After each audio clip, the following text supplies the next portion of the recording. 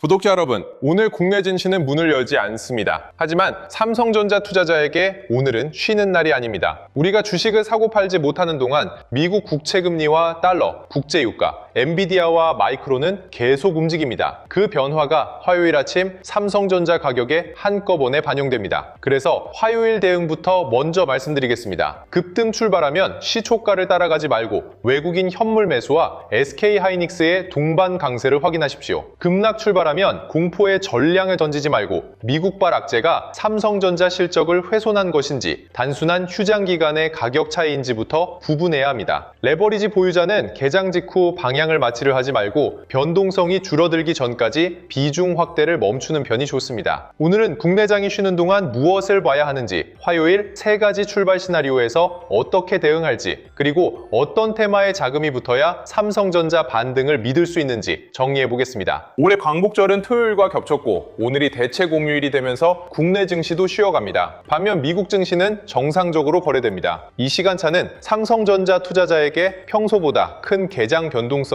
만들 수 있습니다. 국내장이 열려 있다면 미국 금리와 반도체의 변화를 장중에 조금씩 반영합니다. 하지만 휴장 중에는 그 움직임이 가격에 반영되지 못하고 쌓입니다. 화요일 아침에는 금요일 미국장의 결과와 월요일 밤 선물 움직임, 밤사이 나온 뉴스가 한꺼번에 주문으로 들어옵니다. 좋은 뉴스가 쌓이면 높은 시초가가 만들어지고 악재가 겹치면 낮은 가격에서 급하게 출발할 수 있습니다. 그래서 오늘 해야 할 일은 화요일 가격을 예언하는 것이 아니라 어느 방향으로 출발해도 흔들리지 않을 행동을 미리 정하는 겁니다. 가장 먼저 볼 것은 미국 국채금리입니다. 이번 주 소비자 물가와 생산자 물가, 소비지표가 발표됐지만 숫자 하나만으로 시장의 판단을 끝낼 수는 없습니다. 물가가 안정됐어도 국채 공급과 회사채 발행, 유가 상승 때문에 금리가 오를 수 있습니다. 반대로 지표가 다소 불편해도 시장이 이미 반영했다면 금리는 더 오르지 않을 수 있습니다. 삼성전자의 중요한 것은 발표 결과보다 그 결과를 소화한 뒤 미국 10년물 금리가 어느 방향을 선택했는지입니다. 금리가 안정되면 AI와 반도체의 미래 이익에 적용되는 부담이 줄어들고 외국인이 한국 대형주를 다시 담을 여지가 커집니다. 금리가 계속 고점을 높이면 삼성전자 실적이 좋아도 주가의 평가가 눌릴 수 있습니다. 달러와 원화도 함께 봐야 합니다. 외국인은 삼성전자 주가만 보고 투자하지 않습니다. 원화가 약해지면 주가가 올라도 달러로 환산한 수익이 줄어들 수 있기 때문에 한국 주식의 비중을 낮추기도 합니다. 반대로 달러가 진정되고 원화가 안정되면 같은 반도체 실적에도 외국인 자금이 들어오기 쉬워집니다. 휴장 동안 역외 시장에서 원화가 크게 흔들렸다면 화요일 외국인 선물 주문에 먼저 나타날 수 있습니다. 따라서 미국 반도체가 올랐다는 이유만으로 삼성전자 급등을 확정해서는 안 됩니다. 미국 반도체 강세와 금리 안정, 원화 안정이 함께 나타날 때 화요일 반등의 질이 높아집니다. 세 조건 가운데 하나가 어긋나면 시초가 이후 방향이 바뀔 수 있습니다. 국제유가는 중동 뉴스와 함께 다시 변동성을 키울 수 있는 변수입니다. 유가가 오르면 기업의 운송비와 생산비가 높아지고 소비자 물가에도 부담을 줍니다. 그 결과 국채금리가 다시 오르면 AI와 반도체의 평가가 함께 낮아질 수 있습니다. 중동 협상은 합의 기대와 결렬 우려가 번갈아 나오기 때문에 헤드라인 하나로 방향을 확정하기 어렵습니다. 삼성전자 투자자는 공격이 보류됐다는 뉴스보다 실제 유가가 며칠 동안 안정되는지를 봐야 합니다. 휴장 중 유가가 급등했는데 미국 반도체가 버틴다면 시장이 실적을 더 강하게 보고 있다는 뜻일 수 있습니다. 반대로 유가 상승과 금리 상승, 반도체 약세가 동시에 나타나면 화요일 외국인 매도 위험을 더 크게 열어둬야 합니다. 미국 반도체에서는 마이크론을 가장 먼저 확인해야 합니다. 마이크론은 삼성전자와 SK하이닉스처럼 메모리 가격과 서버 수요의 영향을 직접 받습니다. 마이크론이 미국 시장보다 강하고 거래가 늘었다면 글로벌 투자자가 메모리 업황을 다시 사고 있다는 신호가 될 수 있습니다. 반대로 엔비디아는 오르는데 마이크론만 약하다면 AI 가속기 수요와 메모리 수요를 시장이 다르게 평가하고 있을 가능성이 있습니다. 삼성전자에는 엔비디아의 상승보다 마이크론과 필라델피아 반도체 지수의 동반 강세가 더 직접적인 참고 신호입니다. 다만 미국 주가가 올랐다고 국내장에서 그대로 복사되는 것은 아닙니다. 국내 투자자는 외국인 수급과 원화, 최근 삼성전자에 쌓인 매물까지 함께 봐야 합니다. 엔비디아는 AI 투자 사이클의 온도를 보여줍니다. 엔비디아와 월가 금융사들이 대규모 AI 인프라 금융을 추진하는 것은 데이터 센터 투자에 필요한 자금줄을 넓힌다는 점에서 긍정적입니다. GPU 구매와 데이터 센터 건설이 계속되면 HBM과 서버 D램, 기업용 SSD 주문도 이어질 수 있습니다. 하지만 고객에게 자금을 연결하고 그 돈으로 다시 칩을 사게 만드는 순환 구조가 아니냐는 의심도 존재합니다. 앞으로 시장은 투자 규모보다 데이터 센터가 실제 사용료와 현금 흐름을 만드는지를 더 까다롭게 볼 겁니다. 화요일, 삼성전자 반응도 엔비디아가 단순히 올랐는지가 아니라 AI 투자 지속성에 대한 신뢰가 커졌는지를 봐야 합니다. 소프트웨어와 클라우드 매출이 함께 강할수록 반도체 수요의 근거도 더 단단해집니다. 삼성전자 자체의 펀더멘털은 휴장 하루 사이에 달라지지 않습니다. 2분기에는 분기 기준 사상 최대 실적을 기록했고 반도체 부문이 전체 이익을 끌어올렸습니다. HBM과 서버 D램, 기업용 SSD가 함께 성장했고 8월 초순 반도체 수출도 역대 최대 흐름을 확인했습니다. HBM4 출하와 HBM4E 샘플, 파운드리의 미국 고객과 2나노 HPC 과제도 중장기 성장의 근거입니다. 따라서 화요일 시초가가 낮다고 삼성전자의 기업 가치가 밤사이 무너졌다고 단정할 필요는 없습니다. 반대로 미국장이 좋았다고 삼성전자의 모든 위험이 사라지는 것도 아닙니다. 창신 메모리의 범용 D램 증설과 높은 금리, 외국인 수급 불안은 계속 확인해야 합니다. 휴장 뒤 첫 가격과 장기 가치를 분리해서 봐야 감정적인 주문을 줄일 수 있습니다. 화요일에는 외국인 선물과 현물의 순서도 중요합니다. 휴장 기간에 쌓인 글로벌 변화를 가장 빠르게 반영하는 곳은 코스피 200 선물입니다. 개장 직후 선물이 강하게 오르면 프로그램 매수가 삼성전자와 SK하이닉스에 먼저 들어올 수 있습니다. 그러나 선물만 사고 현물은 계속 파는 경우라면 단기 차익 거래나 해지 조정일 수 있습니다. 반대로 선물 상승폭은 크지 않아도 외국인이 삼성전자 현물을 꾸준히 사면 더 오래 머무를 자금의 가능성이 있습니다. 그래서 오전의 지수 상승률보다 외국인이 실제 삼성전자 주식을 담는지를 확인해야 합니다. 원화가 안정되고 선물과 현물이 같은 방향으로 움직일 때 휴장 뒤 반등의 신뢰도가 높아집니다. 이제 첫 번째 시나리오, 화요일 급등 출발입니다. 미국 반도체가 강했고 금리와 달러가 안정됐다면 삼성전자는 시초가부터 높게 출발할 수 있습니다. 이때 신규 투자자가 가장 조심해야 할 것은 뒤늦은 추격입니다. 개장 직후 가격에는 미국장의 호재와 숏커버, 프로그램 매수가 한꺼번에 반영됩니다. 오전이 지나면 휴장 전에 물린 투자자의 본전 매물과 단기 차익 실현이 나올 수 있습니다. 따라서 처음의 상승폭보다 매물을 소화한 뒤에도 저점이 높아지는지 외국인 현물 매수가 남아있는지를 봐야 합니다. 삼성전자뿐 아니라 SK하이닉스와 삼성전기, 장비주까지 함께 강하면 일부 분할 접근을 검토할 수 있습니다. 삼성전자만 튄다면 시초가 추격은 피하는 편이 좋습니다. 기존 현물 보유자에게 급등 출발은 전량 매도의 신호도, 전량 추가 매수의 신호도 아닙니다. 비중이 과하지 않고 현금이 충분하다면 핵심 물량은 유지할 수 있습니다. 다만 삼성전자 한 종목이 계좌의 절반 이상을 차지하거나 다시 흔들릴 때 대응할 현금이 없다면 반등을 비중 정상화 기회로 사용할 수 있습니다. 급등 직후 모든 물량을 팔아버리면 상승이 이어질 때 다시 따라붙는 실수를 하기 쉽습니다. 반대로 본전 기대감으로 아무 대응도 하지 않으면 매물이 나올 때 또 선택권을 잃을 수 있습니다. 핵심 물량은 남기고 대응 물량만 일부 줄이는 방식이 현실적입니다. 급등하는 날의 목표는 최고가를 맞추는 것이 아니라 계좌에 다시 현금을 만드는 겁니다. 두 번째는 보합권에서 시작하는 시나리오입니다. 미국의 호재와 금리 부담이 서로 상쇄되면 삼성전자는 큰 방향 없이 출발할 수 있습니다. 이 경우 오히려 장중 수급의 진짜 힘을 보기 좋습니다. 개장 전 기대가 크지 않은데도 외국인이 현물을 사며 저점을 높이면 장기 자금의 복귀 가능성을 볼 수 있습니다. 삼성전자와 SK하이닉스가 번갈아 강해지고 장비와 MLCC로 거래가 퍼지면 건강한 순환매가 만들어질 수 있습니다. 반대로 지수는 버티는데 삼성전자 현물에서 매도가 계속 나오면 아직 매물 정리가 끝나지 않았다는 뜻입니다. 보합 출발은 재미없어 보이지만 급등보다 더 정확한 수급 정보를 주는 경우가 많습니다. 신규 투자자는 이런 날 오후까지 방향을 확인한 뒤 나눠 접근하는 편이 안전합니다. 세 번째는 급락 출발입니다. 미국 금리와 유가가 뛰고 마이크론과 반도체 지수가 약했다면 삼성전자도 낮게 출발할 수 있습니다. 이때 현물 보유자가 가장 피해야 할 행동은 시초가 공포에 전량을 던지는 겁니다. 먼저 밤사이 나온 악재가 삼성전자의 이익 전망 전망을 실제로 낮춘 것인지 확인해야 합니다. 메모리 주문과 가격, 고객사의 AI 투자가 바뀐 것이 아니라 금리와 환율 때문에 위험 자산이 함께 밀린 것이라면 과도한 시초가 하락은 장중 일부 회복될 수 있습니다. 하지만 외국인 매도가 확대되고 SK하이닉스와 장비주, 원화까지 동시에 약해진다면 단순한 가격 차이로 보기 어렵습니다. 그 경우 추가 매수는 멈추고 비중이 과도한 투자자는 반등이 나올 때 현금을 확보해야 합니다. 레버리지 보유자는 세 시나리오 모두에서 현물보다 한 단계 보수적으로 대응해야 합니다. 급등 출발은 추가 물타기의 신호가 아니라 일부 위험을 줄일 기회가 될 수 있습니다. 보합 출발에서 위아래로 흔들리면 음의 복리가 더 쌓일 수 있으므로 방향이 확인되기 전 비중을 늘리지 않는 편이 좋습니다. 급락 출발에서는 손실을 한 번에 만회하려는 추가 진입이 강제 청산 위험을 키울 수 있습니다. 삼성전자 장기 전망이 맞아도 휴장 뒤 큰 시초가 변동과 장중 왕복이 반복되면 레버리지 상품은 계좌를 빠르게 훼손합니다. 현물은 기업의 시간을 기다릴 수 있지만 레버리지는 매일의 경로에 영향을 받습니다. 화요일 레버리지 투자자의 우선순위는 수익 극대화가 아니라 변동성을 통과하고도 시장에 남는 것입니다. 화요일 반등의 질을 확인하려면 삼성전자 밖을 봐야 합니다. 삼성전자와 SK하이닉스가 함께 움직이는지 확인하십시오. 삼성전기는 AI용 MLCC와 서버 기판 수요를 통해 하드웨어 투자의 폭을 보여줍니다. 주성 엔지니어링과 원익 IPS, 이오 테크닉스 같은 장비주는 대형 메모리의 설비 투자 기대가 실제 후방 수주로 이어지는지를 보여줄 수 있습니다. 삼성전자만 강하고 이 종목들이 약하면 프로그램 매수나 숏 커버의 가능성을 열어둬야 합니다. 반대로 삼성전자의 상승폭이 크지 않아도 후방 종목의 거래가 살아나면 산업 전체로 자금이 퍼지는 건강한 흐름입니다. 한 종목의 급등보다 여러 연결고리가 동시에 살아나는지가 중요합니다. CXL과 반도체 장비는 화요일 순환매의 첫 번째 후보입니다. AI 모델이 커질수록 GPU만 늘리는 방식에는 비용과 전력의 한계가 생깁니다. CXL은 서버가 메모리를 더 효율적으로 공유하고 확장하도록 도와주는 기술입니다. 삼성전자와 SK하이닉스의 메모리 투자가 이어지고 정부의 반도체 펀드가 소부장과 팹리스를 지원하면 관련 기업의 자금 조달과 발주 기대도 커질 수 있습니다. 다만 화요일 아침 테마 이름만 보고 급등 종목을 따라가서는 안 됩니다. 고객사와 수주잔고, 실제 매출이 확인되는 종목 가운데 외국인과 기관이 계속 사는지를 봐야 합니다. 대형 반도체가 쉬는 시간에도 장비주의 저점이 높아지면 후방으로 자금이 확산되고 있다는 강한 신호가 됩니다. MLCC와 AI 기판은 두 번째 후보입니다. AI 서버와 차세대 가속기에는 더 많은 고성능 MLCC와 고사양 기판이 필요합니다. 공급을 빠르게 늘리기 어려운 제품에서는 납기가 길어지고 가격 협상력이 공급자 쪽으로 이동할 수 있습니다. 삼성전기는 AI용 MLCC와 서버 기판을 함께 공급할 수 있다는 점에서 삼성전자 이후의 자금 확산을 확인하는 핵심 종목입니다. 화요일 삼성전자가 강한데 삼성전기가 계속 약하면 AI 하드웨어 전반의 복귀로 해석하기 어렵습니다. 반대로 삼성전기가 기관과 외국인의 매수를 받으며 장비주와 함께 움직이면 반도체 수급이 더 넓어졌다고 볼 수 있습니다. 다만 좋은 산업 뉴스와 좋은 진입 시점은 같은 말이 아니므로 시초가 추격은 경계해야 합니다. 전력 인프라는 세 번째 후보이자 반도체 바깥의 확인선입니다. AI 데이터 센터가 실제로 지어지려면 변압기와 배전기기, 전력 반도체, 냉각각과 비상전원이 함께 필요합니다. 엔비디아와 메모리 주가가 흔들려도 전력 장비의 수주와 생산 능력 투자가 계속된다면 AI 설비 투자 사이클이 끝났다고 보기 어렵습니다. 삼성전자 보유자는 대형 메모리를 계좌의 중심에 두되 실적이 확인되는 전력 인프라를 보조축으로 추가할 수 있습니다. 이렇게 하면 삼성전자 한 종목의 외국인 수급에 계좌 전체가 흔들리는 위험을 줄일 수 있습니다. 다만 전력이라는 이름만 붙은 종목보다 북미 데이터 센터 수주와 현금 흐름이 확인되는 기업을 우선해야 합니다. 화요일 장중에는 세 번만 확인해도 충분합니다. 개장 직후에는 시초가를 따라가지 말고 외국인 선물과 원화의 방향을 보십시오. 오전 매물이 한 차례 나온 뒤에는 삼성전자 현물 매수가 남아있는지 확인해야 합니다. 오후에는 삼성전자와 SK하이닉스의 상승분이 종가까지 유지되고 장비와 삼성전기, 전력 인프라로 거래가 퍼지는지를 보시면 됩니다. 아침에는 강했지만 오후에 외국인이 물량을 내놓고 후방 종목까지 밀리면 휴장 뒤 반등은 하루짜리 가격 맞추기에 그칠 수 있습니다. 반대로 시초가는 약해도 오후에 저점이 높아지고 외국인 매수가 붙으면 훨씬 건강한 회복입니다. 화요일은 시작 가격보다 마감까지 누가 물량을 보유했는지가 중요합니다. 구독자 여러분, 국내장이 쉬는 오늘도 그래도 삼성전자에 영향을 주는 시장은 계속 움직이고 있습니다. 하지만 우리가 맞춰야 할 것은 화요일 시초가 숫자가 아닙니다. 미국 금리와 달러, 유가, 마이크론과 엔비디아가 어떤 조합으로 움직였는지 보고 그 결과가 외국인 현물 매수로 이어지는지를 확인하면 됩니다. 급등 출발에서는 추격하지 말고 동반 강세를 확인하십시오. 보합 출발에서는 오후까지 수급을 보고 급락 출발에서는 압제가 실적을 훼손했는지부터 구분해야 합니다. 현물 보유자는 핵심과 대응 물량을 나누고 신규 투자자는 단계적으로 접근하며 레버리지 보유자는 변동성이 줄기 전까지 비중 확대를 멈추는 편이 좋습니다. 개인 투자자가 휴장 기간에 미국 금리와 환율, 외국인 선물과 현물, 장비와 전력 인프라로 번지는 자금 이동까지 모두 따라가기는 쉽지 않습니다. 주도주 알림센터에서는 삼성전자와 SK하이닉스로 자금이 복귀하는 순간부터 후방 종목으로 매수세가 확산되는 흐름, 주도주에서 돈이 빠지는 위험 신호까지 빠르게 정리해드리고 있습니다. 화요일 개장 이후 시장의 핵심 변화를 놓치고 싶지 않은 분들은 영상 아래 더보기란에 있는 공식 신청 페이지를 확인해 주시기 바랍니다. 오늘 영상이 도움이 되셨다면 구독과 좋아요로 함께 해주세요. 화요일 장이 끝난 뒤에는 오늘 정한 시나리오 가운데 실제로 무엇이 나타났는지, 삼성전자의 반등이 어디까지 확산됐는지 다시 확인해 드리겠습니다.